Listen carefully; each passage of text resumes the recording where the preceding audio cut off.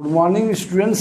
आज मैं आप लोग को एक इम्पॉर्टेंट टॉपिक वेन डायग्राम पढ़ाने जा रहा हूं, जो क्लास 11th मैथमेटिक्स में है। चैप्टर नंबर 1 सेट्स का ही एक टॉपिक है। ये बहुत ही इम्पॉर्टेंट है। वर्ड प्रॉब्लम अगर सेट्स के हमको सॉल्व करना रहेगा तो इसके माध्यम से हम सॉल्व कर लेंगे। आगे अगर आप कंपटीशन का एग्ज़ाम देंगे, जिसे रीजनिंग दिया रहेगा, रीजनिंग के भी कुछ क्वेश्चन इस वेन डायग्राम के माध्यम से सॉल्व हो जाते हैं। तो देखिए, सबसे पहले मैं इसकी डिफिनीशन बता रहा हूँ कि most of the relationships between sets can be represented by means of diagram which are known as Venn diagram. Sets के बीच जो रिलेशन होता है उसको रिप्रेजेंट करने के लिए कुछ डायग्राम का भी हम यूज करते हैं। उस डायग्राम को ही हम क्या कहते हैं, वेन डायग्राम कहते हैं। एक इसमें नोट करने वाली बात है कि सबसे पहले हम यूनिवर्सल सेट, जो यूनिवर्सल सेट होता है, ठीक है, एक होता है सेट्स। तो यूनिवर्सल सेट का जो डायग्राम बनाएंगे वो ये रेक्टेंगल का शेप बनाएंगे, ठीक है। और सेट्स जो रहेंगे उनको सर्किल। एक एग्जाम्पल मान लीजिए मैं ले रहा हूँ कि इफ u इक्वल टू 1 2 3 4 5 6 7 8 9 10 और a इक्वल टू है 2 4 6 8 10, मान लीजिए यही है। अब इसको हमको वेन डायग्राम के माध्यम से रिप्रेजेंट करना है। तो सबसे पहले देखिए, ये ए है, ये u का सबसेट है, क्योंकि u के सभी एलिमेंट जो है, नहीं सॉरी, a के सभी एलिमेंट जो है वो u में मिल रहे हैं। मतलब क्या है, a is the subset of u। मतलब ये जो है यूनिवर्सल सेट का सब क्या है, सबसेट है। तो इससे ये भी क्लियर हुआ कि ए जो होगा वो यूनिवर्सल सेट के अंदर होगा, ठीक है। तो मान लीजिए यूनिवर्सल सेट को हम रिप्रेजेंट कर देना ऐसे, थोड़ा बड़ा बना रहे हैं, ठीक है।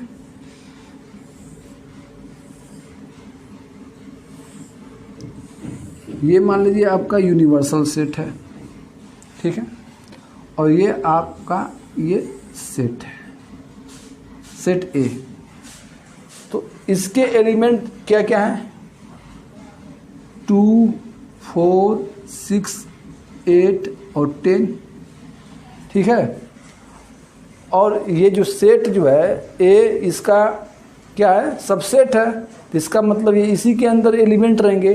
अब इनके अलावा कौन कौन एलिमेंट बच रहे हैं, ये 1 बच रहा है, 3 बच रहा है, 5 7 और 9 ये बच रहे हैं। स्टूडेंट, इस प्रकार ये जो है वेन डायग्राम आपका बन गया। एक दो और एग्जांपल मैं जो ले रहा हूँ इसके माध्यम से आपको और क्लियर हो जाएगा, ठीक है। देखिए स्टूडेंट्स, ये एग्जांपल मैं सेकंड ले रहा हूँ। यूनिवर्सल सेट दिया है और ए और बी सेट दिए हैं, इनको हमको वेन डायग्राम के द्वारा रिप्रेजेंट करना है। तो सबसे पहले हम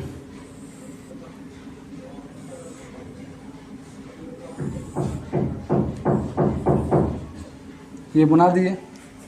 और आप इसमें देखिए कि ए के सभी एलिमेंट u में मिल रहे हैं। इसका मतलब क्या हुआ, इसका मतलब यही हुआ कि इसको देखिए, यहाँ मैं सॉल्व कर रहा हूँ। इसका मतलब है कि a is the subset of u और b के सभी एलिमेंट भी मिल रहे हैं, तो b is also subset of u। लेकिन देखिए, इसका मतलब यही हुआ कि सेट ए और सेट बी दोनों जो है यूनिवर्सल सेट के अंदर ही आएंगे। अब एक चीज़ यहाँ देखिए, क्या ए और बी एक दूसरे के सबसेट हैं? नहीं, एक का कोई भी एलिमेंट बी में नहीं मिल रहा है और बी का कोई भी एलिमेंट ए में नहीं मिल रहा है। इसका मतलब सेट ए अलग होगा और सेट बी अलग होगा, ये दोनों आपस में नहीं होंगे। तो इसका मतलब देखिए, ये सेट ए में बना दे रहा हूँ और ये सेट बी। और ये आपका यूनिवर्सल सेट हो गया। ठीक है, अब देखिए, अब सेट ए में क्या क्या है, 2 4 6 8 10, और इसमें 1 3 5 7 1 3 5 7। अब इसके अलावा स्टूडेंट क्या क्या बच रहा है, 0 बच रहा है आपका, उसके बाद 7 तो ही गया है, 9 बच रहा है। ठीक है, 11 और 12। ठीक है, और तो कुछ आपका बच नहीं रहा है। टोटल एलिमेंट कितने हैं, 13 होगा, और ये 5 और 4 9 और 4 13। तो देखिए ये इसका जो है आपका डायग्राम बन गया। अब मैं स्टूडेंट्स, अब देखिए एग्जाम्पल थर्ड में ले रहा हूँ। Universal set u equal to 1 to 10 दिया है, और a इक्वल टू 2 4 6 8 10, और b इक्वल टू 4 6। अब देखिए इससे ये क्लियर है कि a is the subset of u और b is also subset of u। मतलब a के सभी एलिमेंट u में मिल रहे हैं और b के सभी एलिमेंट भी u में मिल रहे हैं। लेकिन यहाँ पे एक चीज़ और क्लियर है कि b is also subset of a because every element of set b belong to set a। मतलब ये हुआ कि a और b तो यूनिवर्सल सेट के अंदर होंगे, लेकिन क्या होगा कि जो सेट a है, नहीं सेट b है, वो सेट a के अंदर होगा। देखिए कैसे,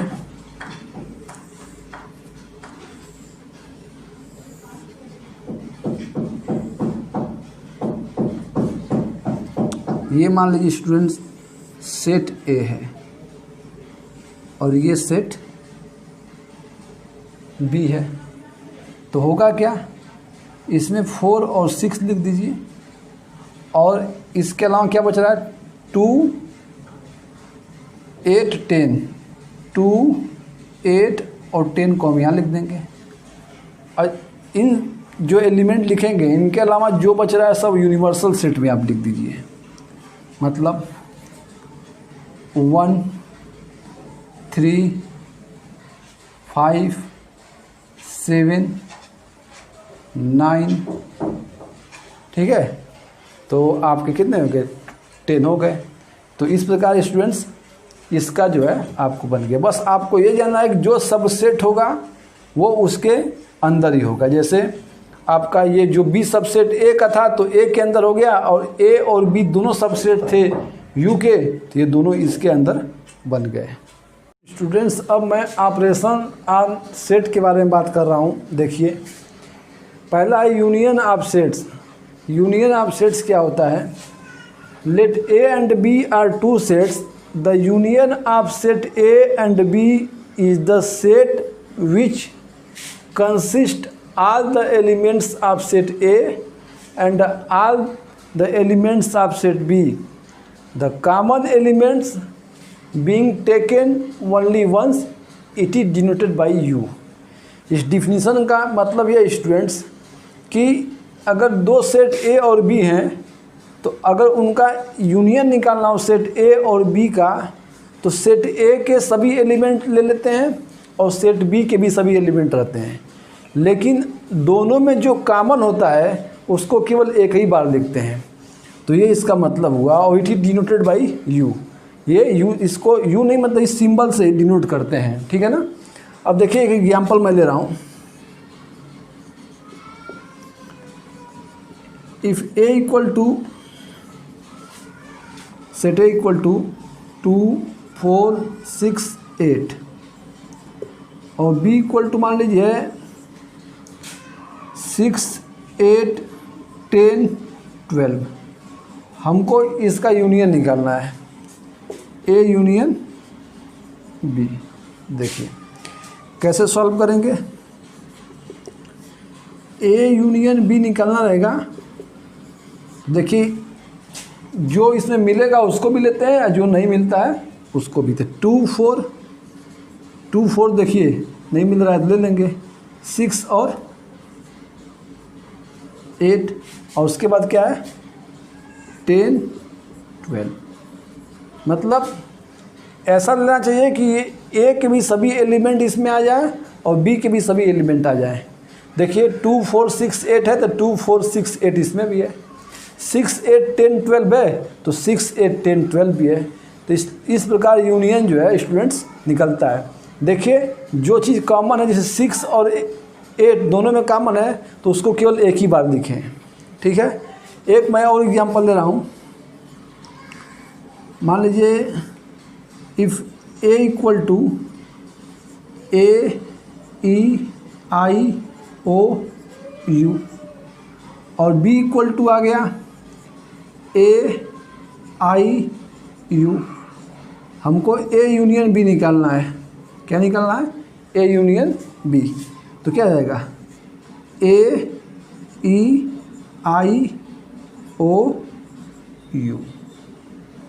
देखिए ये AEIOU ये तो सब मिल ही रहा है और AIU भी इसमें मिल जा रहा है। तो इस प्रकार आपका A यूनियन B निकल गया। देखिए स्टूडेंट्स A यूनियन B आपका ये निकल गया। अब जनरल अगर हम इसका वेन डायग्राम बनाएं तो ऐसे बनेगा। ये यूनिवर्सल सेट मान लीजिए तो A यूनियन B निकालना रहेगा तो सेट A रहेगा और ये सेट B और ये यूनियन या इसको यूनिवर्सल सेट कहिए, ये यूनियन का ये तो A यूनियन B का ये आपका वेन डायग्राम बन रहा है। तो इसमें क्या होता है ये पूरा कलर रहता है। ठीक है, क्योंकि सभी एलिमेंट जो है A के भी सभी एलिमेंट रहते हैं और B के भी सभी एलिमेंट रहते हैं। सपोज दैट इसको हम वेन डायग्राम दिखाना हो जो एग्जाम्पल नंबर 1 है तो कैसे दिखाएंगे?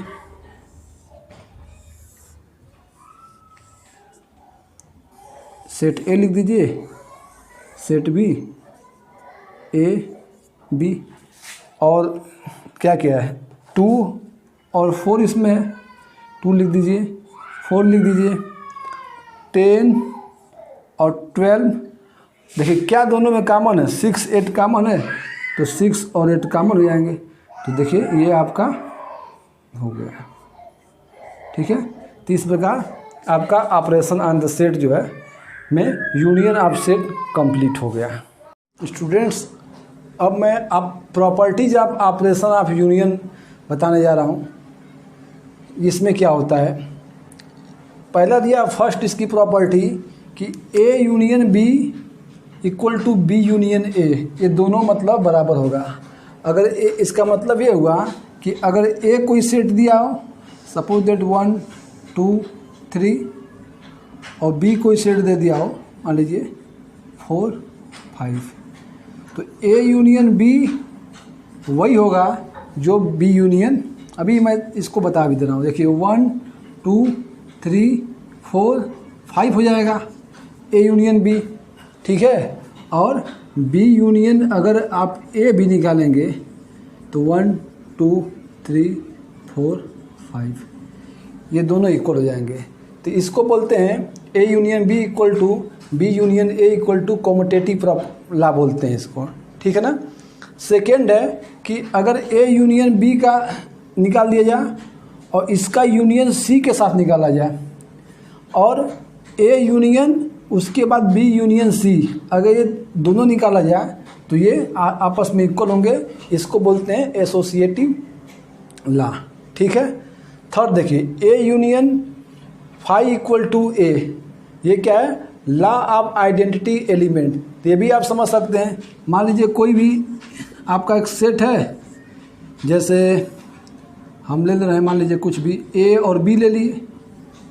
ठीक है, और कोई फाई मतलब एम्प्टी सेट है, कुछ इसमें है ही नहीं।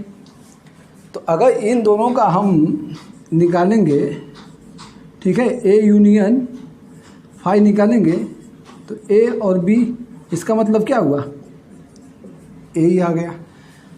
मतलब A सेट का फाई के साथ मतलब नल सेट के साथ अगर हम यूनियन निकालेंगे तो वो सेट A ही आएगा। इस प्रकार A union A equal to A ही होता है। तो A का A के साथ यूनियन लेंगे तो ये यही आएगा। तो ये ठीक है। अब देखिए कोई यूनिवर्सल सेट दिया है, यूनिवर्सल सेट का अगर हम यूनियन ए के साथ निकालेंगे तो यूनिवर्सल सेट ही आएगा। फॉर एग्जांपल हमने सपोज दैट ये यूनिवर्सल सेट है 1 2 3 4 ऐसे करके मान लीजिए 10 तक है, और हमको एक सेट ए दे दिया है 2 4 6 और 8, मान लीजिए ये सेट को दे दिया है, और इसका हमको निकालना है क्या, निकालना है यूनियन। तो जब यूनियन निकालेंगे तो क्या होता है, ए के भी एलिमेंट होते हैं और बी के भी एलिमेंट होते हैं, और जो कॉमन होते हैं उसको बस एक ही बार लिखा जाता है। तो इसलिए आपका 1 2 3 4 डॉट डॉट डॉट ये 10 तक। तो देखिए ये आपका क्या हो गया, ये आपका यूनिवर्सल सेट ही है। मतलब यूनिवर्सल सेट का यूनियन अगर हम किसी सेट के साथ लेंगे तो वो यूनिवर्सल सेट ही आएगा। स्टूडेंट इस प्रकार आपका properties of operation of union ये कंप्लीट हो गया। Intersection of sets, the intersection of sets A and B is the set of all elements which are common to both A and B, it is denoted by intersection. ये आपका इसका symbol है denote करने के लिए। तो इसका definition मैं क्लियर कर दे रहा हूँ, डिफाइन कर रहा हूँ कैसे होगा। क्या है ये कि the intersection of two set A and B, दो सेट अगर ए और बी दिए हों तो उनका इंटरसेक्शन क्या होता है, ठीक ना।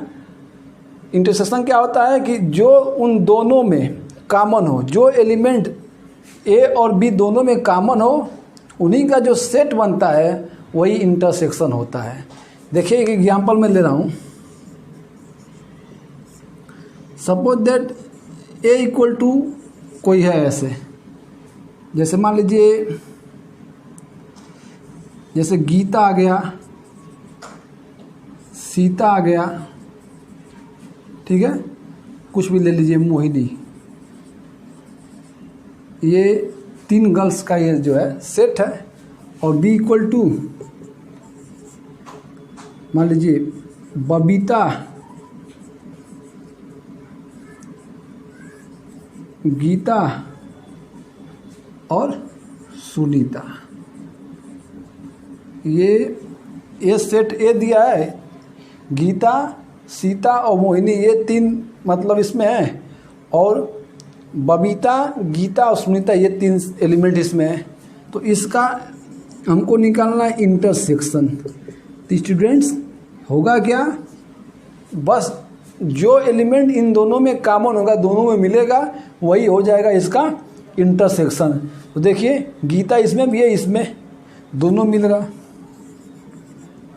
ठीक है। तो ये आपका हो जाएगा इंटरसेक्शन। इसका जो मिलेगा एलिमेंट बस वही लेंगे। हाँ, इसका जो है अगर आपको वेन डायग्राम बनाना रहेगा, ठीक है, जनरल वेन डायग्राम कैसे बनता है, तो देखिए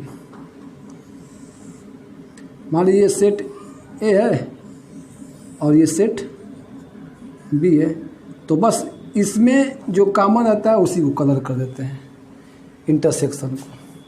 ठीक है स्टूडेंट, एक आध एग्जाम्पल और मैं दे रहा हूँ। मान लीजिए एग्जाम्पल ए इक्वल टू जैसे 2 4 6 8 और 10, और यहाँ पे है 1 2 3 4 दिया है बी इक्वल टू। इन दोनों का हमको इंटरसेक्शन निकालना है।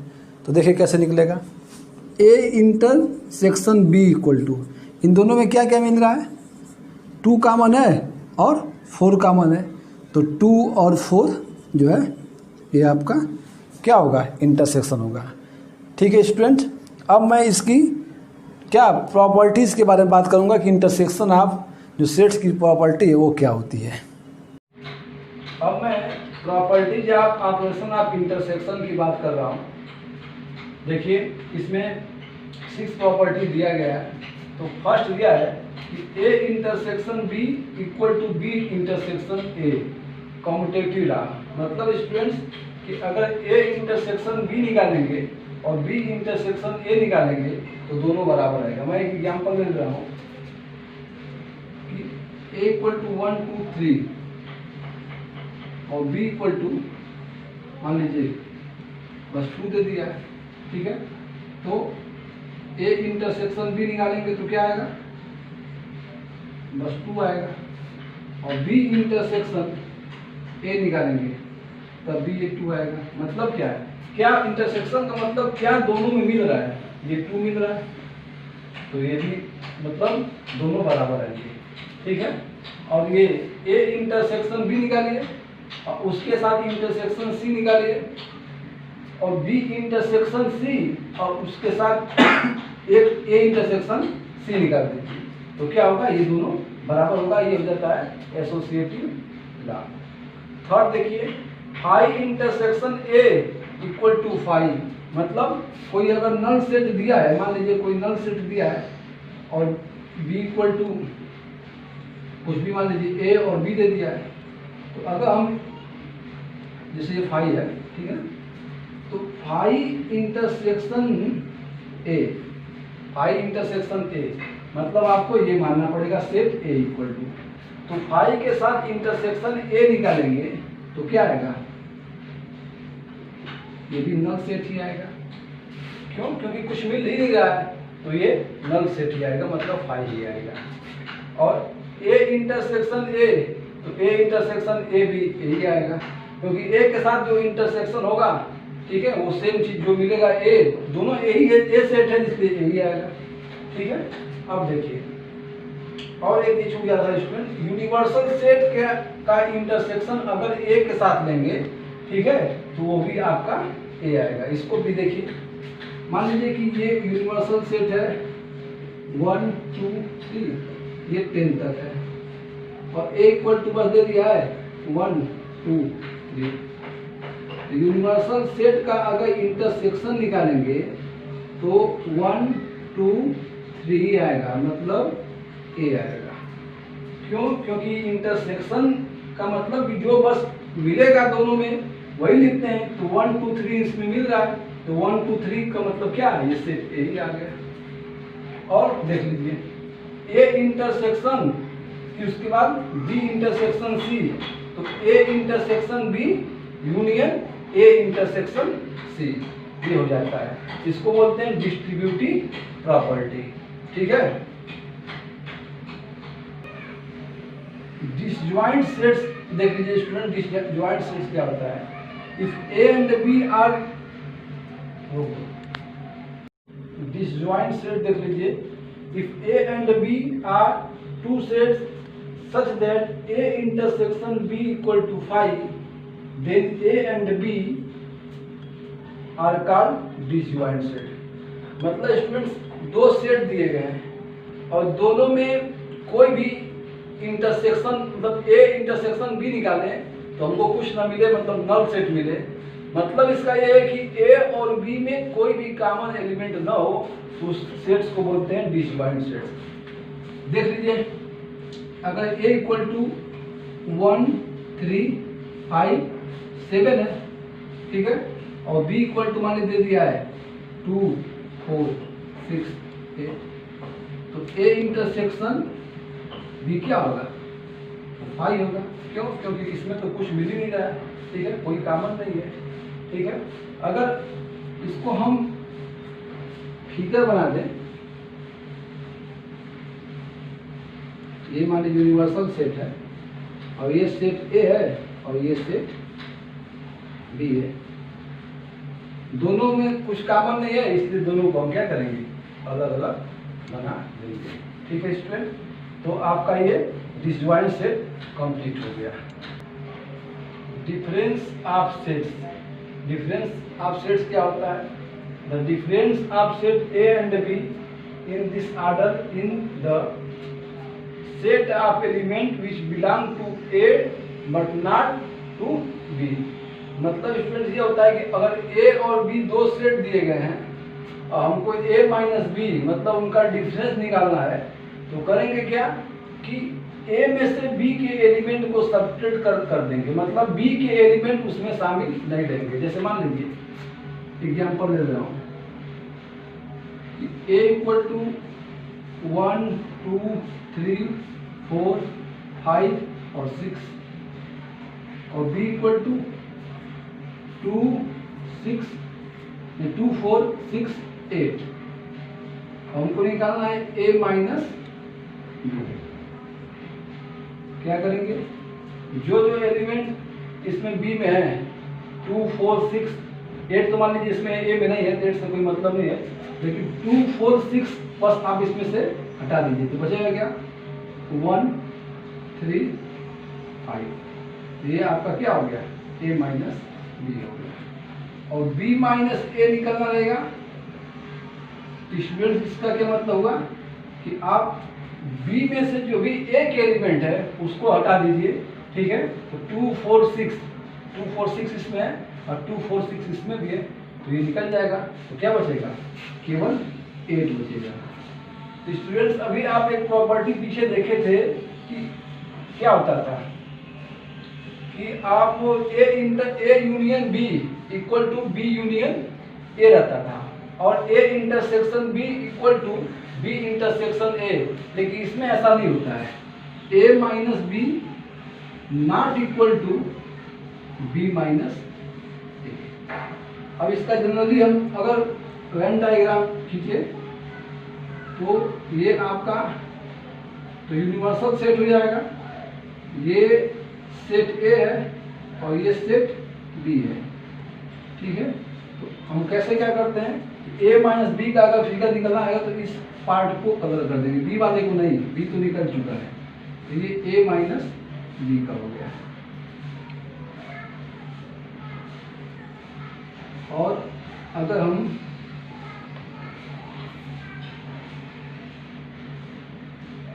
b को केवल कलर कर देंगे तो ये b माइनस ए हो जाएगा।